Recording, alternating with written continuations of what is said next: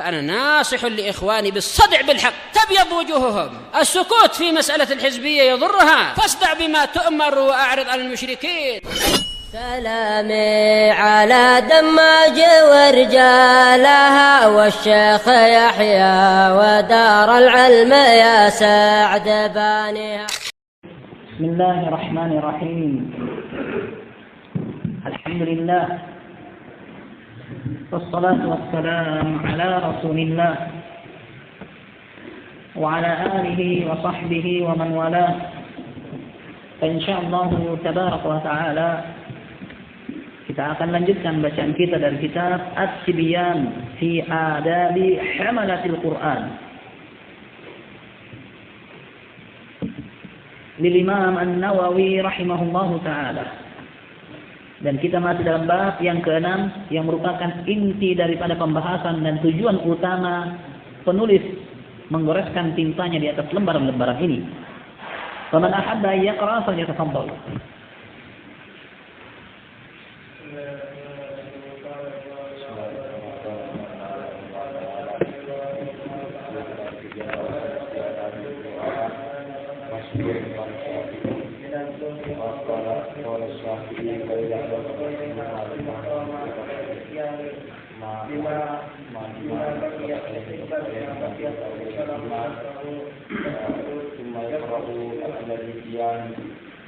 ثم قام إلى الإتيان بما بقي استهد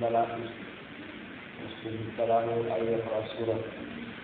أحسنتم بارك الله فيكم وحفظكم الله جل وعلا حفظا لعباده الصالحين.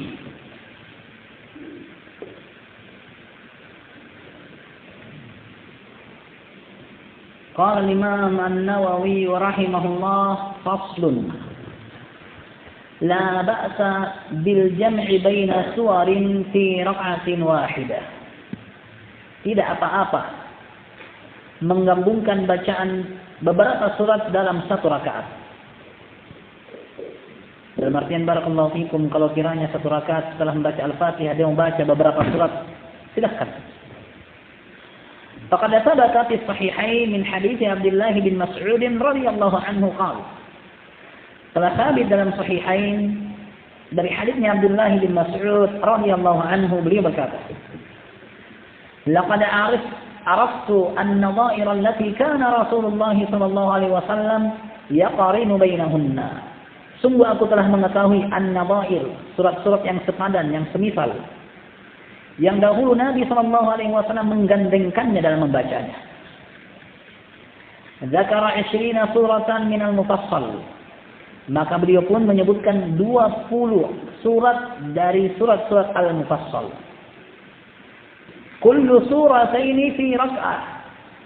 Setiap 2 surat Nabi baca dalam satu rakaat. Nah, dalam Musnad Ahmad, Sunan Abi Dawud disebutkan An-Najm war-Rahman fi raka'ah. Surah An-Najm digabung dengan Ar-Rahman. Satu rakaat. Dan ini menunjukkan barakallahu fikum bahwa boleh bagi seseorang menggabungkan antara surat-surat Al-Quran walaupun tidak sesuai dengan urutan yang tercantum dalam Al-Quran. Karena antara An-Najm dan Ar-Rahman ada Al-Qamar. Ya toh? Nah.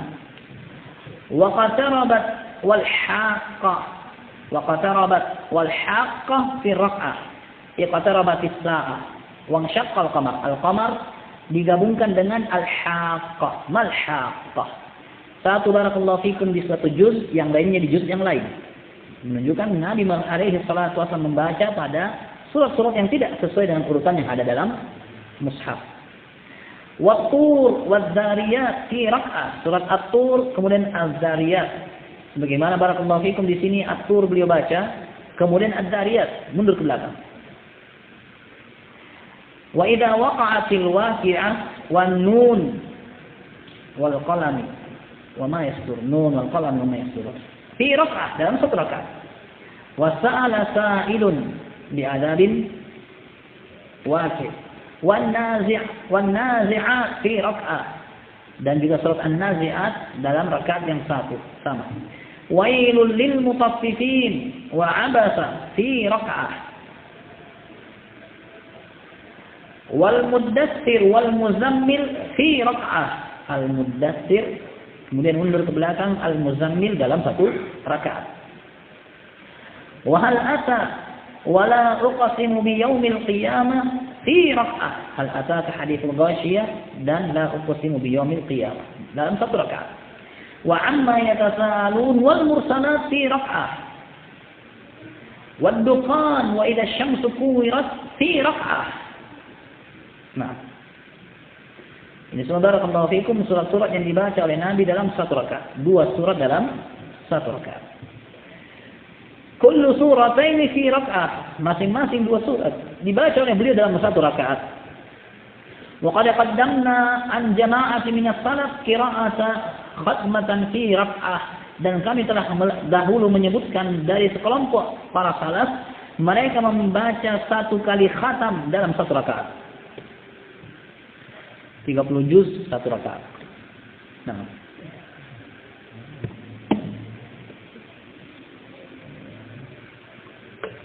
Dan insya Allah masa sekarang banyak yang lari.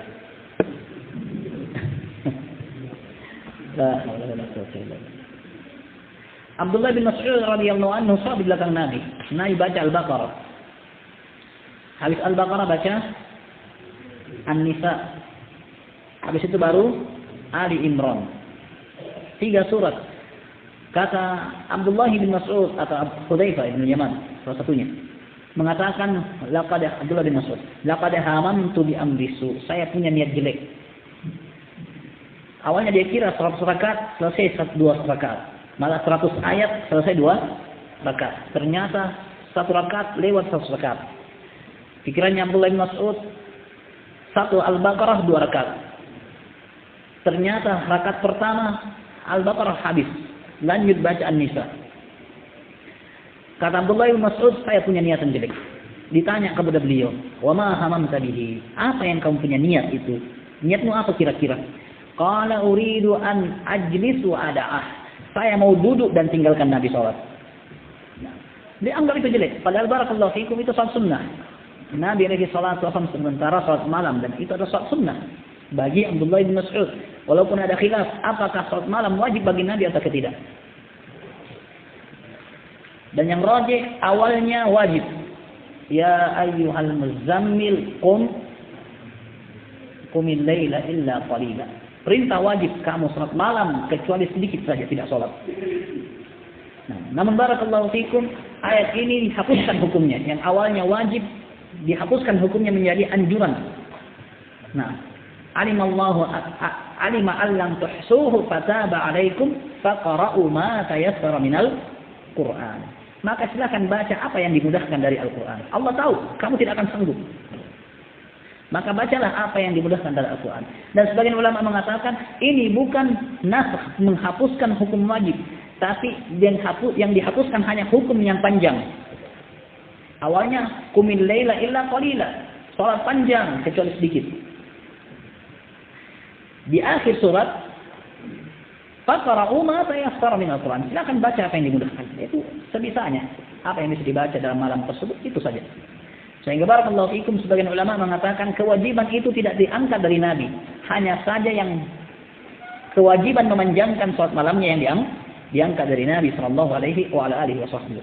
Adapun selain Nabi alaihi salatu wasallam maka ijma' atau kesepakatan para ulama tidak wajib melaksanakan salat malam. Nah.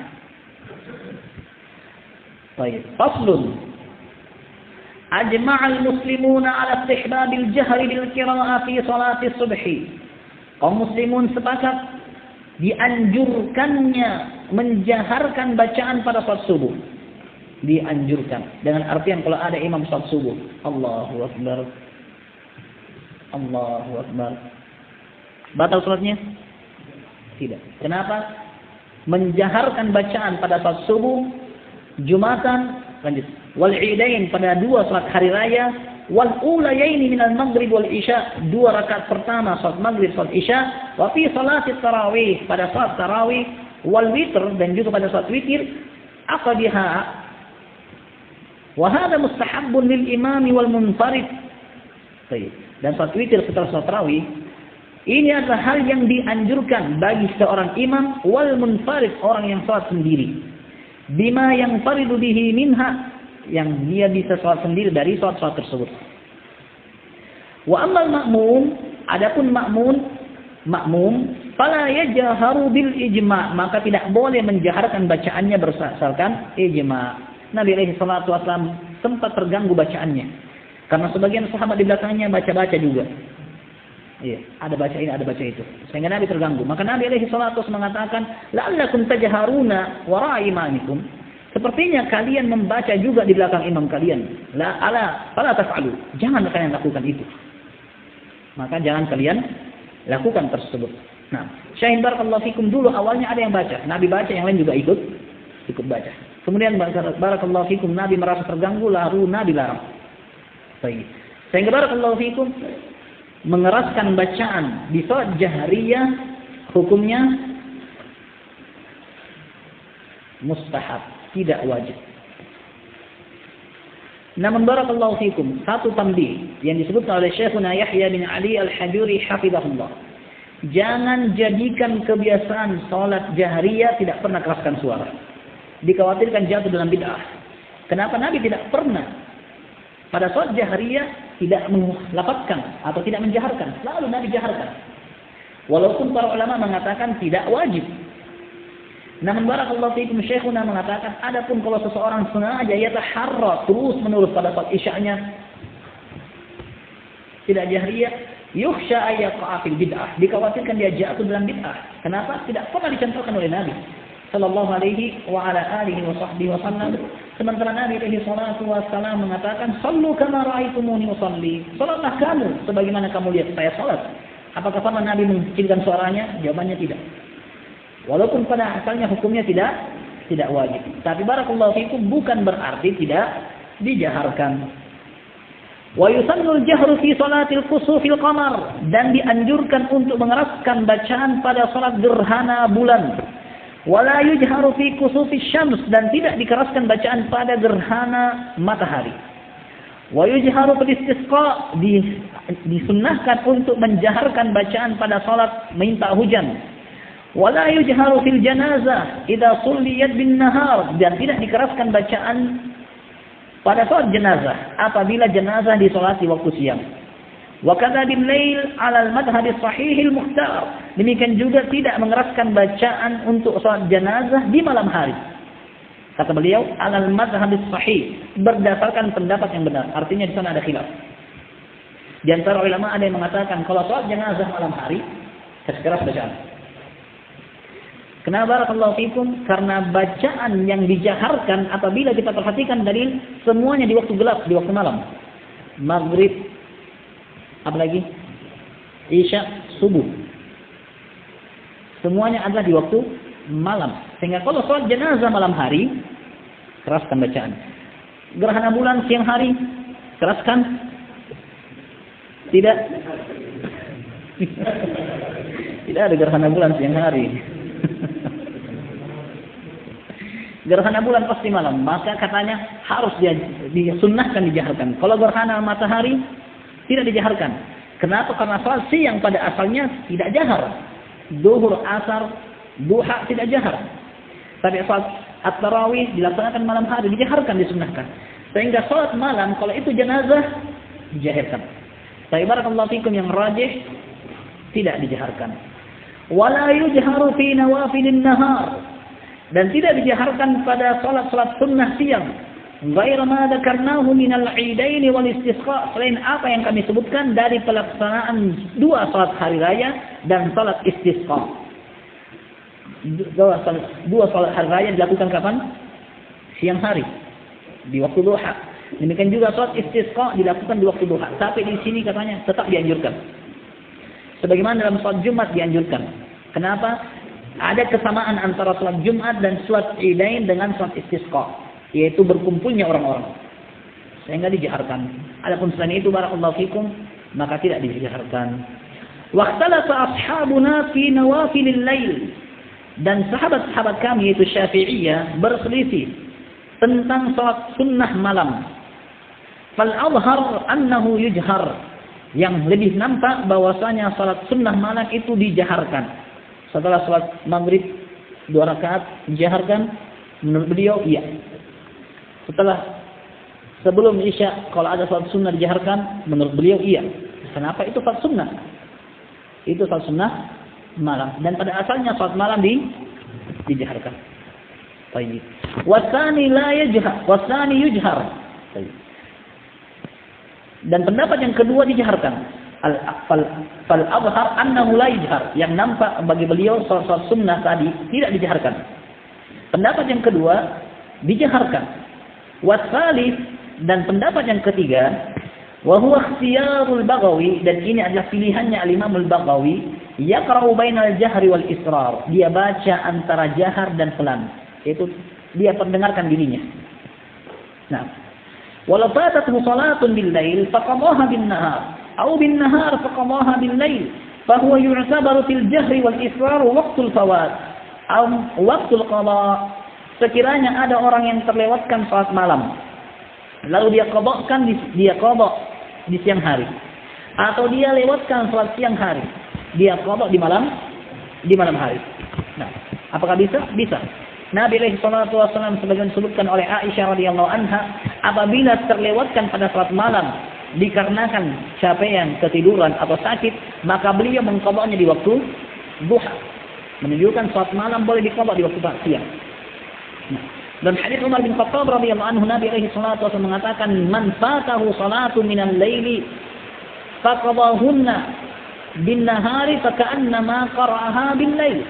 Siapa yang terlewatkan salat malam lalu dia mengqadanya di siang hari, seakan-akan dia membacanya di malam hari. Nah, baik. Apakah dijaharkan dan dipelankan sesuai dengan waktu yang terlewatkan, atau jaharnya dipelankan bacaannya sesuai dengan waktu dia mengqadanya?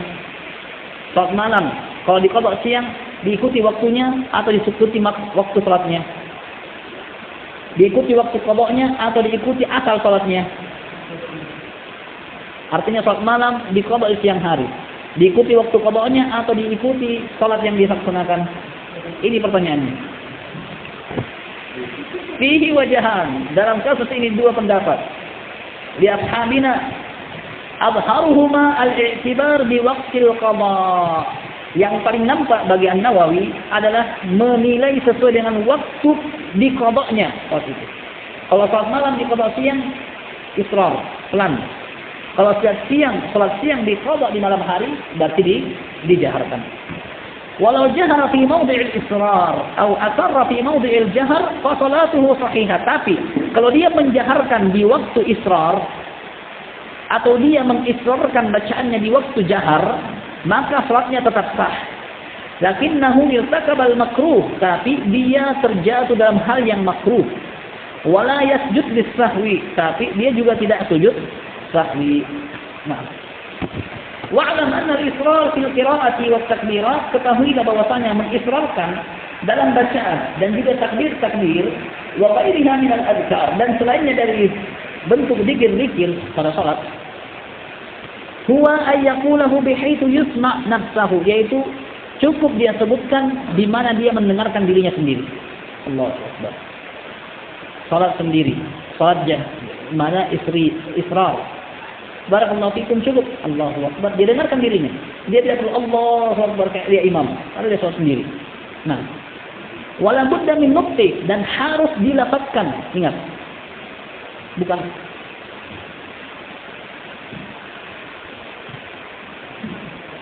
kayak orang itu, tidak. Tapi la budda min nutqi. Allahu Akbar. Goyangkan lisannya. Kenapa barakallahu fikum? Karena yang diinginkan adalah pengucapan. Yang diinginkan adalah pengucapan. Bihaitsu yusma'u nafsahu, di mana dia bisa memperdengarkan dirinya. Idza kana sahihus sam'i, apabila pendengarnya benar, sehat. Wala 'aridalahu, dan tidak ada yang menghalangi pendengarannya. Kebisingan, suara lalu lintas, mungkin samping masjidnya, jalan raya. Sekira-kira dia dengarkan dirinya kalau dalam keadaan tidak ada huru-hara tadi. Hara-huru atau suara kebisingan dan sebagainya. Fa'in lam yasma' lam tasih qira'atuhu, kalau dia tidak sendiri tidak bisa dengar dengan kira-kira dia Allahu Akbar tersebut, maka tidak sah salatnya. Wala ghairiha minal adkar, dan juga tidak sah yang lainnya dari penyebutan zikir-zikir bila khilaf, tanpa diperselisihkan. Sehingga barakallahu fikum yang diinginkan oleh An-Nawawi, kalau orang sholat sendiri harus dia lafazkan dan cukup dia bisa dengar sendiri. Dia dengarkan dirinya sendiri. Adapun kalau tidak dia goyangkan bibirnya, maka ini barakallahu fikum seperti boneka yang rukuk sujud tidak goyang bibirnya. Nah, sementara yang Allah tabaraka wa taala inginkan adalah aqimis sholata li dzikri. Tegakkanlah salat untuk menyebutku. Dengan keadaan mulutnya tidak berbicara, tidak digerakkan, dia tidak menyebut Allah tabaraka wa taala. Nah, ini barakallahu fikum pasal yang disebutkan oleh An-Nawawi rahimahullah. Maksud